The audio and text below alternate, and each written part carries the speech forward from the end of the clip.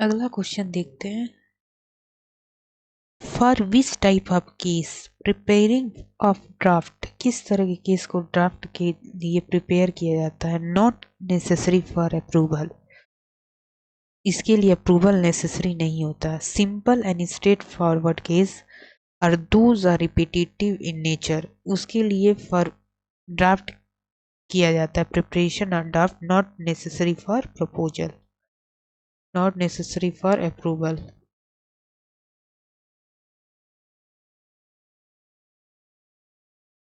Not necessary for approval, repetitive and straightforward cases.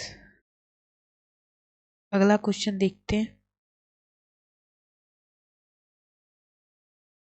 When in a draft communication put up for approval, किस तरह का draft communication put up for approval किया जाता है। Case which are complex and proposed line of action is not clear or has more than one option, इस तरह के लिए when a draft communication put up for approval, draft communication put up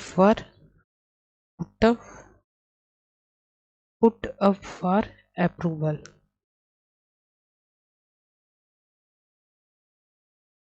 case which are complex, जो case complex होता है उसके लिए हमें पुट अप फॉर अप्रूवल की रिक्वायरमेंट होती है। और स्ट्रेट फॉरवर्ड केस के लिए अभी प्रीवियस हमने पढ़ा नो अप्रूवल। अगला क्वेश्चन क्या कह रहा है। अ ड्राफ्ट फॉर अप्रूवल, ये ड्राफ्ट फॉर अप्रूवल यानी कि कॉम्प्लेक्स केस है। Complex case is to be submitted as a computer printout, computer printout के फॉर्मेट में सबमिट किया जाता है। किसके फॉर्मेट में सबमिट नहीं किया जा सकता। पहला हैंड रिटेन डॉक्यूमेंट, इस फॉर्मेट में नहीं सबमिट कर सकते। एंड ईमेल, ईमेल के माध्यम से नहीं सबमिट कर सकते, हमें कंप्यूटर के प्रिंट आउट फॉर्मेट में सबमिट करना होता है।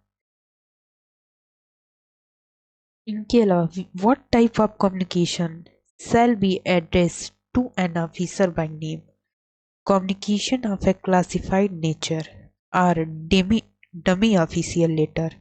अगर आप डमी ऑफिशियल लेटर लिख रहे हो, डमी ऑफिशियल लेटर। इसके अलावा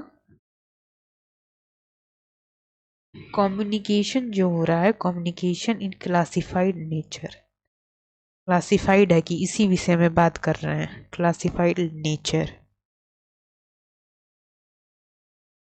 तो that type of communication shall be addressed to an officer by name, हम बाय नेम भी एड्रेस कर सकते हैं, without department name, without department name, by name भी हम किसी को एड्रेस कर सकते हैं। बाय नेम ऑफ ऑफिसर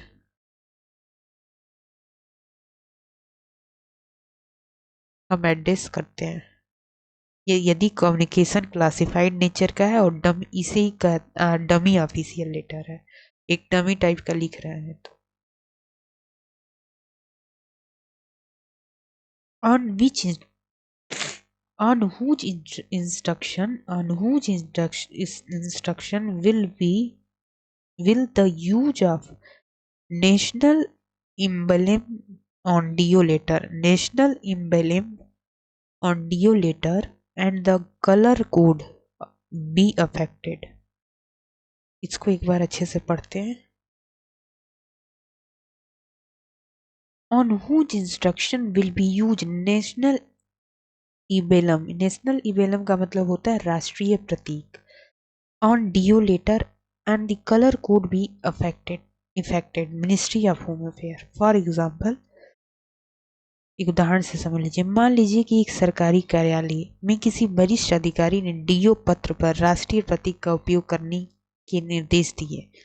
इस स्थिति में वो पत्र केवल संबंधित अधिकारी या मंत्रालय के दिशा निर्देश के अनुसार ही तय किया जाएगा इसके अलावा पत्र के रंग कोड का भी पालन करना होगा ताकि पत्र आधिकारिक और मान्यता प्राप्त हो। इस प्रकार राष्ट्रीय प्रतीक और रंग कोड का उपयोग करने के निर्देश संबंधित उच्च अधिकारी या मंत्रालय द्वारा दिया जाता है और इसका पालन करना आवश्यक होता है। तो ये सब चीजें इंस्ट्रक्शन हमें मिलती है मिनिस्ट्री ऑफ होम अफेयर से।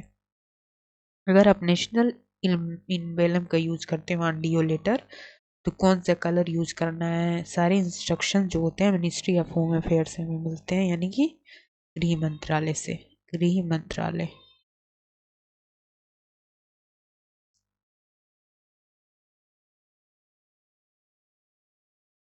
अगला क्वेश्चन है, with whom does the primary responsibility vest in a fair copying a draft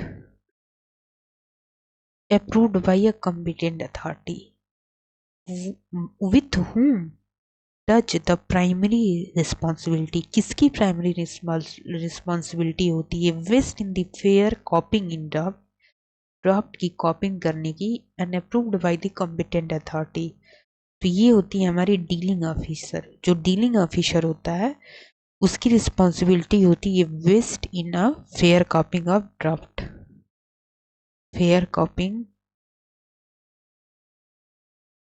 draft and approved by a competent, approved by the competent authority.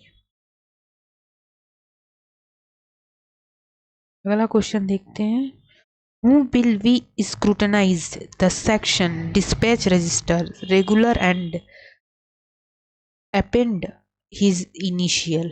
Section officer. Section officer जो dealing officer का पहले एक option में आते हैं, पहले dealing officer को एक बार और डिस्कस करते हैं। डीलिंग ऑफिसर क्या करता है, फेयर कॉपिंग और ड्राफ्ट, जो ड्राफ्ट हुआ है उसकी फेयर कॉपी करता है, fair copying of draft and approved, या अप्रूव्ड करवाता है and approved bye competent authority. और दूसरा सेक्शन ऑफिसर, सेक्शन ऑफिसर क्या करता है, स्क्रूटनाइज करता है, स्क्रूटनाइज्ड डिस्पैच रजिस्टर, जो डिस्पैच रजिस्टर होता है जितने पत्राचार जाते हैं उसकी इस मतलब स्क्रूटनी करता है कि सही से गए या नहीं, in regular basis, regular basis, regularly scrutinise dispatch register.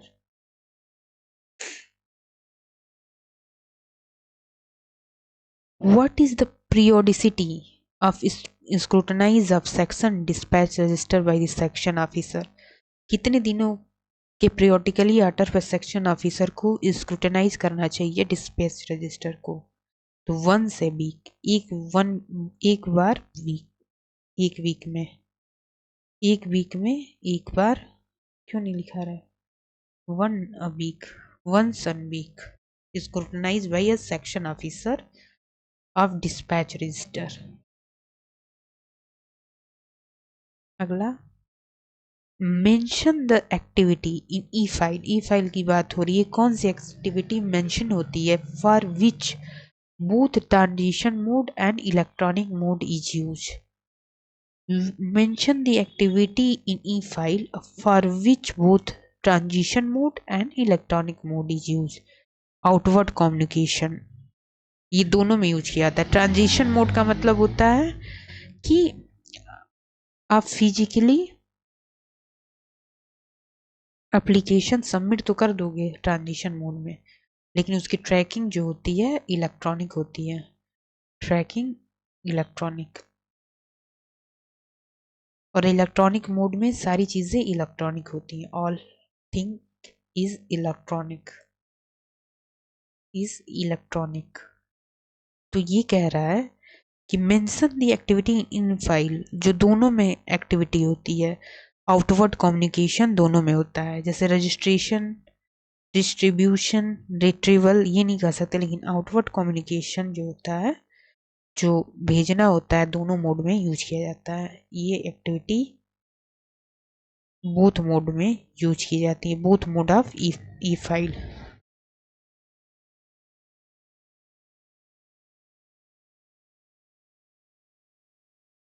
Who is authenticity to issue all government order, कौन अथेंटिक होता है ऑल गवर्नमेंट ऑर्डर को इशू करने के लिए।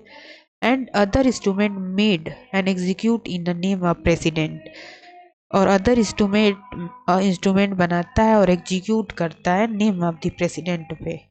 N officer having regular ex official secretariat status, जो होता है ex officio secretariat, and above of the rank of under secretary, under secretary से ऊपर, और एक्स ऑफिशियल जो सेक्रेटरी होता है वो अथेंटिक होता है ऑफ अ गवर्नमेंट ऑर्डर के लिए in name of president, execute in name of president, ex officio secretary and above a rank of under secretary. What are the activity involved in record management? Recording, retention, retrieval and weeding out, ये 4 activity होती है record management में। Recording,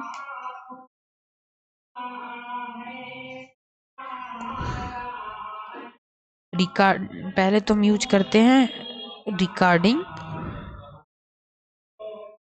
दूसरी activity होती है उसकी retention, अगली activity होती है रिट्रीवल, उसको कैसे रिट्रीव करते हैं रिट्रीवल, और फिर इसके बाद वीडिंग आउट इसकी अगली एक्टिविटी होती है वीडिंग आउट। तो रिकॉर्ड मैनेजमेंट ये एक्टिविटी के साथ होता है। Which are the file that can be destroyed 1 year without being formally recorded? ये होती है फाइल और इफेमरल नेचर। यहाँ पे याद रखना फाइल इन इफेमरल नेचर या नो नोटिंग नेचर, इसी को बोलते हैं नो नोटिंग। ये होता है डिस्ट्रॉयड आफ्टर 1 year, ये डिस्ट्रॉयड कर दिया जाता है विदाउट बीइंग फॉर्मली रिकॉर्डेड। और वो डेट कौन सा होता है जहाँ डिस्ट्रॉयड किया जाता है? 31 दिसंबर ऑफ एवरी ईयर। और इसको किस बंडल में रखा जाता है? ऐसी फाइल को ओ बंडल में रखा जाता है और डिस्ट्रॉय कर दिया जाता है। अगला क्वेश्चन है departmental instruction to regulate the recording and reviewing of record is issued by every department. वही अपना departmental instruction to regulate the recording and revolving the record को इशू करता है एवरी डिपार्टमेंट।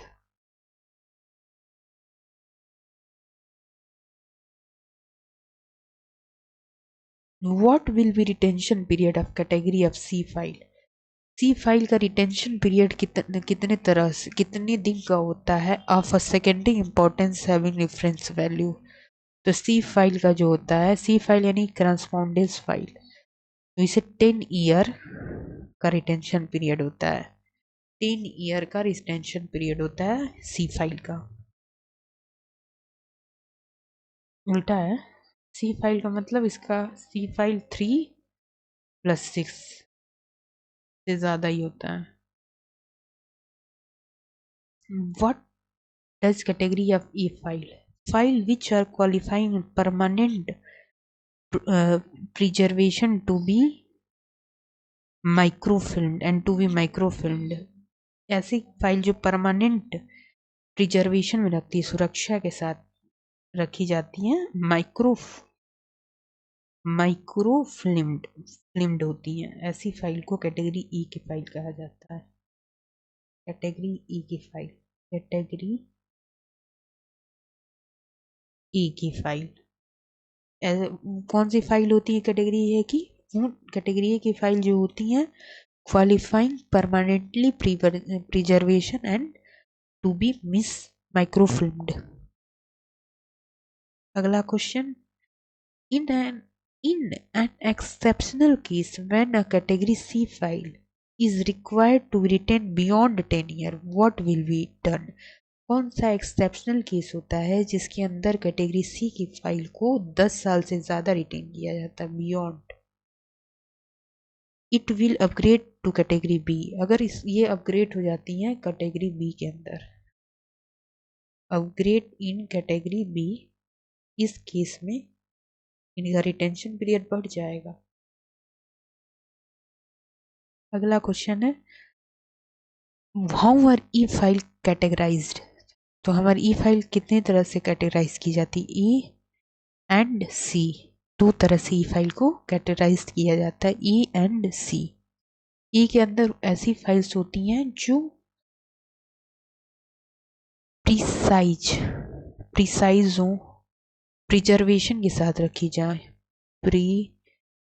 प्रिजर्वेशन। इसके अलावा माइक्रो फिल्म्ड हो, यानी कि बहुत सुरक्षित जो फाइल होती हैं वो कैटेगरी ए के अंदर होती हैं। कैटेगरी सी के फाइल की जो रिटेंशन पीरियड होती है वो होती है 10 ईयर। और how are e file classified, दो प्रकार से, A and C, A C.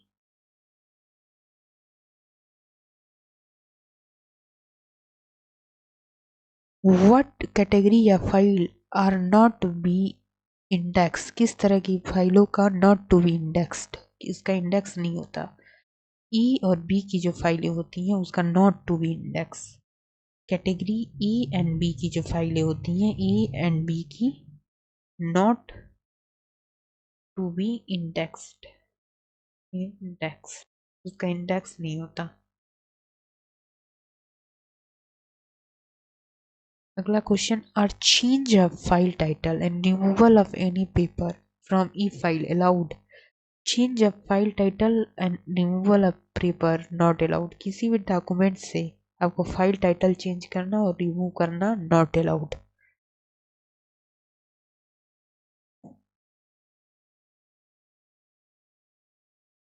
Which rule R B observe by every department, जो एवरी डिपार्टमेंट द्वारा ऑब्जर्व किया जाता है with record retention schedule, GFR rule. GFR rule use किया जाता है रिकॉर्ड रिटेंशन शेड्यूल के अंदर एवरी डिपार्टमेंट में, शेड्यूल के अंदर एवरी डिपार्टमेंट। इसके अलावा हम देखते हैं in respect of regard relating to establishment, housekeeping, etc. common to all department. What is the regard retention schedule to be followed? ये GFR को फॉलो करती है। और इसके अलावा schedule of period of retention issued by department of administrative reform and public grievance. और ये जो शेड्यूल जारी करता है department of administrative reform and public grievance, PR।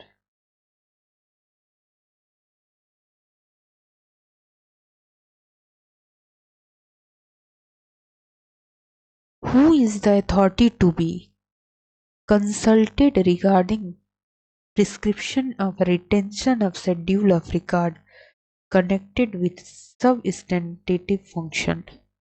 National archive of India. इसके द्वारा हम prescription of retention schedule of record connect with substantive function, इसका कंसल्ट लेना हो तो आप नेशनल आर्chiव ऑफ इंडिया यानी कि राष्ट्रीय अभिलेखागार से ये चीज़ आप ले सकते हो। राष्ट्रीय अभिलेखागार।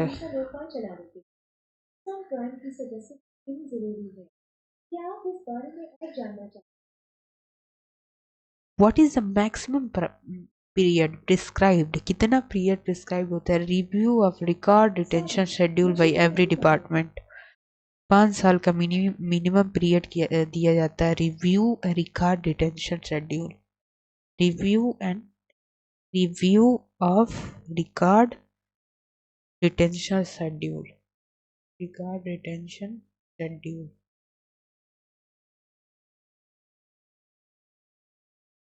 उन्हें दिया जाता है 5 साल का वक्त। अगला क्वेश्चन है what is the duration for which the record file can be kept in a section desk after which they are to be transferred to departmental record room? 3 साल का ड्यूरेशन होता है जिसके अंदर जो रिकॉर्ड फाइल्स होती हैं kept in a section desk में रखने के बाद उसे ट्रांसफर कर सकते हैं आप डिपार्टमेंटल रिकॉर्ड रूम में। सेक्शन या डेस्क पे अपनी फाइल रखने के 3 साल के बाद आप इसको रिकॉर्ड रूम में आपको देनी होती है।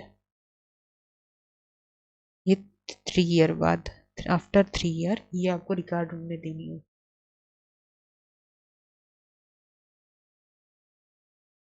इसी के साथ हम करते हैं द सेशन को द एंड। Thank you.